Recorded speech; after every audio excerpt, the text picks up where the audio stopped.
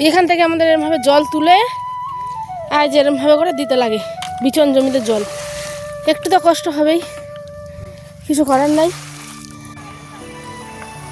দাঁত থাকতে মানুষ কিন্তু দাঁতের মর্ম বোঝে না, এই কথাটা একদম কিন্তু খাঁটি কথা, তাই না বলো? আমাদের জীবনে কিছু কিছু মানুষ থাকে যারা হয়তো এরমটাই, কারো কারো দাঁত থাকা সত্ত্বেও দাঁতের কদরটা বোঝে না। আর যখন দাঁত থাকে না তখন বলে ইস কি নষ্ট করলাম জীবন থেকে, এটাই হচ্ছে কি ব্যাপার। যাই হোক, হাই, আমি দিনাজপুর থেকে পাই। তোমরা কেমন আছো সকলে? আশা করছি অনেক ভালো আছো, সুস্থ আছো।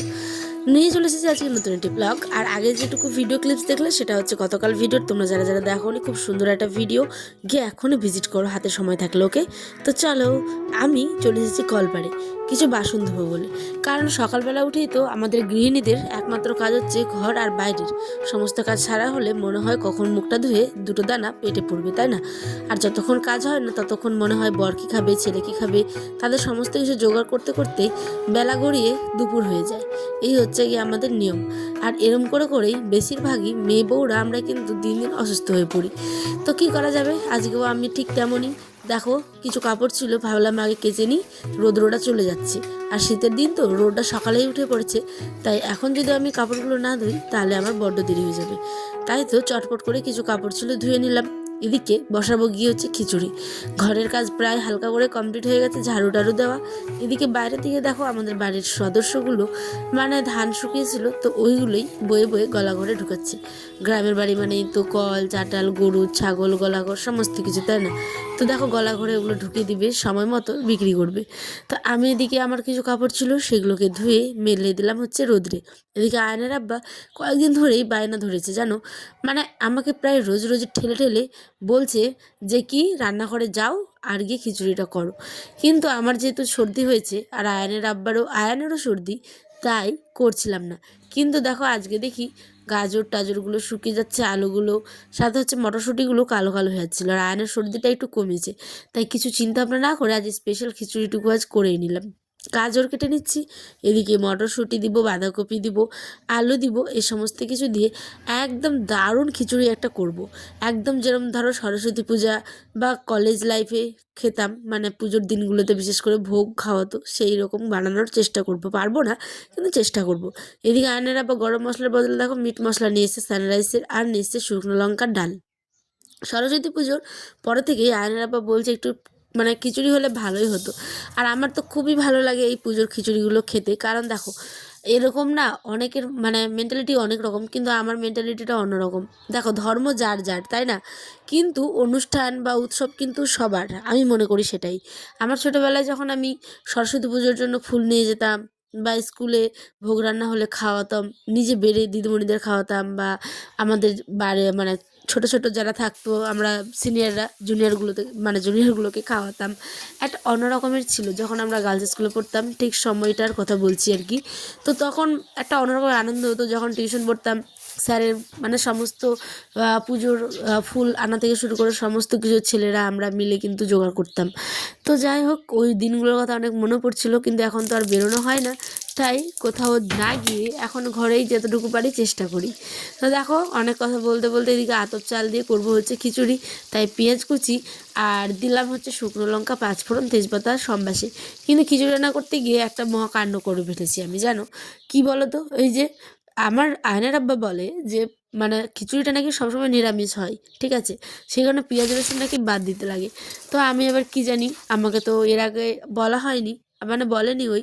তো আমি আবার পেঁয়াজ কুচি দিলাম যে একটু টেস্ট ভালো হবে। তো যাই হোক, কিছু ওরম মন্দ হয়নি, ভালোই হয়েছিল। তারপরে দিলাম একটু আদা থেতো করে, আর দিলাম হচ্ছে কাঁচা লঙ্কা চিরা। তারপরে মুগের ডালটা ভেজে রেখেছিলাম, আর আতপ চাল ভালো করে একটুখানি ভাজা ভাজা করেই দিয়ে দিয়েছিলাম ভেজে রাখা সবজি। তোমাদের আমি বললাম না একটু আগে যে মটরশুঁটি, গাজর এই সমস্ত কিছু ভেজে কিন্তু অর্ধেক সেদ্ধ আমি করে দিয়েছি, কারণ আতপ চাল তাড়াতাড়ি সেদ্ধ হয়ে যাবে। আর এই দিকে দেখো ভালো করে নেড়ে চেড়ে দিচ্ছি, এত সুন্দর এখনও হয়নি, কিন্তু ঘ্রাণ যা বেরিয়েছিল বন্ধুরা। মানে বলে না ঘ্রাণ এনো অর্ধভোজন এনো, একটা সংস্কৃত কথা আছে, ঠিক আছে? ওইটাই হচ্ছে ব্যাপার। তো আমি যেহেতু সংস্কৃত অনার্স, তো সেই কারণেই বলতে পারলাম। তো দেখো ঘ্রাণেই অর্ধভোজন কিন্তু আমাদের হয়ে গেছিলো, ঠিক আছে? আয়নার আব্বা কিন্তু শুয়ে আছে, ওকে আমি এখনও তুলিনি। ও এখন আমি বেগুন ভাজা করছি, কিন্তু মিস করছিলাম পাঁপড়টাকে, বড্ড মিস করছিলাম। পাঁপড় থাকলে একদম জমে যেত। তো কী করা যাবে, পাঁপড় যেহেতু নেই, তাই যে মাংস ছিল হচ্ছে শনিবারের, হ্যাঁ। তো ওই মাংসটা দিয়ে আর বেগুন ভাজা দিয়ে কিন্তু খিচুড়ি খাবো। খিচুড়ি আমার বলতে বলতে কমপ্লিট। এইদিকে দিয়ে দিলাম মিট মশলার সঙ্গে একটু ঘি দিলে মন্দ হতো না। ঘি আর বাদাম এই দুটো জিনিস আমার কাছে ছিল না, কিন্তু দারুণ হয়েছিল, তোমরা বিশ্বাস করো। আমি যেহেতু খেয়ে নিয়েছি, তাই বারবার বলছি যে দারুণ হয়েছিল। আমার এখন আবার খেতে ইচ্ছে করছে। কতবার যে ঢোক গিলছি ভয়েস দিতে দিতে, তোমরা কল্পনা করতে পারবে না। তো এদিকে দেখো চটপট করে আমার কালো কড়াইটাতে বেগুনগুলো ভেজে মানে ভাজতে বসিয়ে দিয়েছি। বেগুন ভাজা আয়নার আব্বা আবার খেতে কম পছন্দ করে, কারণ ওই আবার বেগুনের রান্না খেতে তরকারি ভালো লাগে, কিন্তু আমার বেগুন ভাজা খেতে ভালো লাগে। তো এখন সকাল বাজে 9টা। কপালটাতে কি হয়েছে দেখো। কে করেছে এরকম বলো তো? কে করেছে রে? তুমি? আমি বেলে করেছি। এই যে খিচুড়ি দেখো, নাড়িও নাড়িয়ে তুলো, নাড়িয়ে ভালো করে। যদি ওরকম থেসলাম আমার ফেলে যেন চোদ্দ যায় না, দেখবি।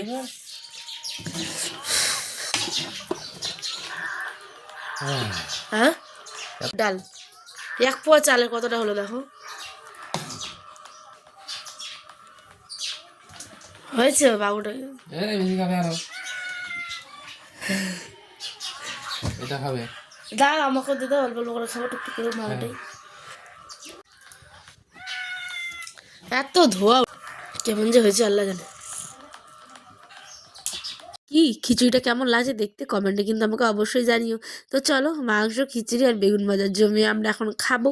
তো টাটা, সকালে ভালো থেকো, সুস্থ থেকো। আর এইদিকে দেখো আয়নের আব্বা কিন্তু এই জিনিসটা বলে না, যখনই খাবার খাবে তখনই কিন্তু টেস্টি হয়েছে।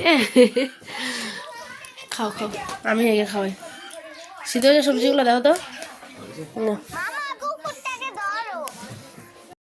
তোমার বৌদির থেকে তো ভালো হয়েছে কিনা মনে হয় না। সত্যি কথা বলো, এর বৌদি থেকে।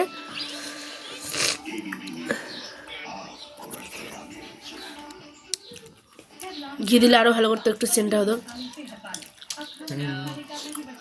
তো ওই যে টিভিটা জুড়ে দিলে এখন খবর দেখবে, খাবে, বেশ এনজয় করছে। আর অনেক টেস্টি ছিল, সত্যি কথা বলছি বন্ধুরা, তোমরা এইভাবে একবার ট্রাই করো, অনেকটা ভালো লাগবে। ওই তো এমন ভালো লেগেছে যে আমাকে বলছে যে একটু টিফিনে দাও, আমি স্কুলে গিয়েও খাবো। তো এই যে টিফিনে দিয়ে দিলাম। তো চলো আজকের মতো আমি টাটা, দেখা বানাটি ব্লগে। কেমন লাগলো এই ছোট্ট ব্লগটা অবশ্যই কমেন্টে জানিও। আল্লাহ হাফেজ, সকালে ভালো থেকো, সুস্থ থেকো, সাবধানে থেকো।